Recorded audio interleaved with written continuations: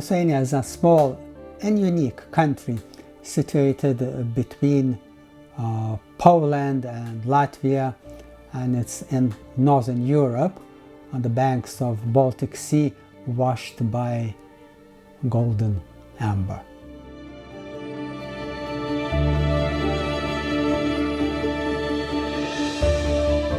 It is a land of forests, lakes and rivers where ancient traditions harmoniously coexist with modern life.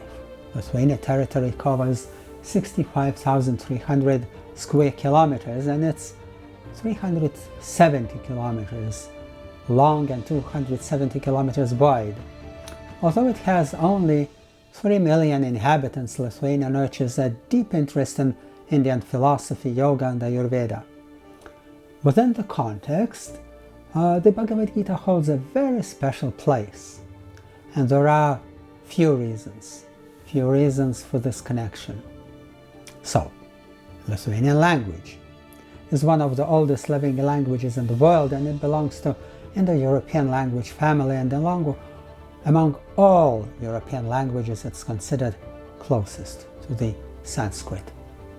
Both languages share an astonishing number of similarities in vocabulary and grammar, and already in the 19th century, linguistic research revealed many lexical correspondences between Lithuanian and Sanskrit, proving their kinship and great significance for Indo-European linguistics.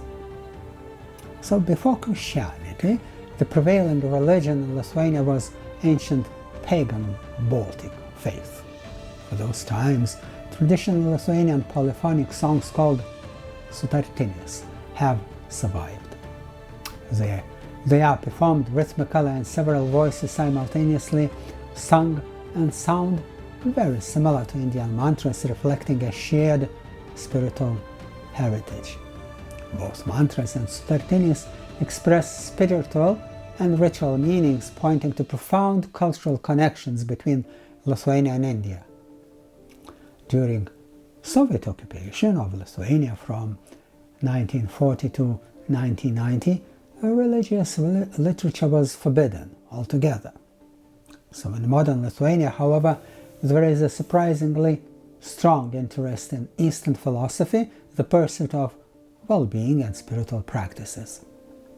Hundreds of yoga centers operate in Lithuanian cities and towns, offering asana classes, meditation sessions, yoga retreats that often includes discussions on the philosophy of the Bhagavad Gita. Ayurveda, the ancient Vedic science of health, is also very popular in Lithuania.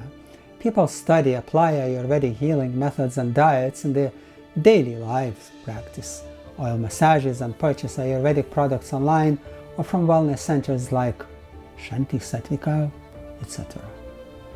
The Ayurveda Academy has been active in Lithuania for over 25 years. Besides Ayurveda, its students study yoga practices and Vedic knowledge. While teaching Vedic philosophy, the Bhagavad Gita is used as a key text. Its origin, essence, topic, storyline, and philosophy are presented in depth. Students learn about social and spiritual structure of society, varnashram, the modes of material nature, gunas, the action-reaction, karma, reincarnation, and similar other Vedic truths. Those who come to the academy for Ayurveda studies often become equally fascinated by the Bhagavad Gita as well. So for the last 20 years, the Academy has been celebrating the Bhagavad Gita Jayanti, the anniversary of the Gita's appearance. During this festival, under the guidance of Vedic philosophers, the entire Bhagavad Gita is read aloud, one verse per participant. For 2 decades, the Academy has also organized student study tours to India to experience the Bhagavad Gita in its original setting. Over this time, more than 1,000 people have learned about the Gita through the Academy's programs, and Bhagavad Gita is also taught and distributed in numerous Vedic culture centers, temples throughout Lithuania, and there are several dozen of them across the country. Lithuania is one of the few European countries that has many as many 7 Lithuanian translations of the Bhagavad Gita. Like 1931, Lithuanian traveler and Indologist Antanas Poška, an honorary doctor of the University of Calcutta, made the first translation of Bhagavad Gita from Sanskrit into Lithuanian, and unfortunately it was never published. But in 1947, the renowned Lithuanian philosopher Vidunas translated and published the Gita in Sanskrit, and he considered the Gita to be his life's guidebook and refined his translation through 5 versions. Vidunas compared the wisdom of India's Aryans with Baltic traditions and stated that both emphasize inner moral struggle, self-knowledge and self-realization.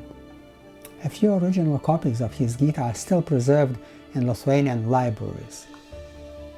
In 1990, the International Society for Krishna Consciousness, ISKCON, published a Lithuanian translation with commentaries from English, reprinting it several times later. In 1999, poet and translator Bukantas rendered the Bhagavad Gita into Lithuanian in verse form. Then, in 2010, translator T. Juravičius published Bhagavad Gita, A Westerner's Guide, translated from English, so commentary by J. Hawley presented the Gita's teachings in a modern and practical way for Westerner readers.